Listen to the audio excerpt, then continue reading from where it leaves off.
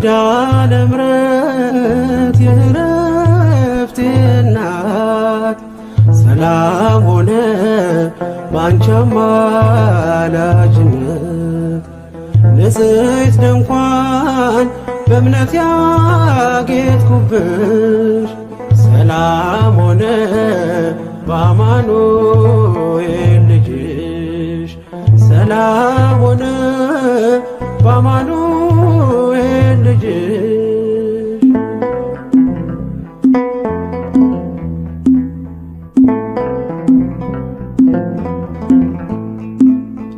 የብርሃን ዝናር ባይኖረኝ በንጉሥ ፊት ተሸልሜ ብቆ በልጅሽ ነው ውበቴ ማማሩ በምልጃሽ ነው ስሜ መቀየሩ።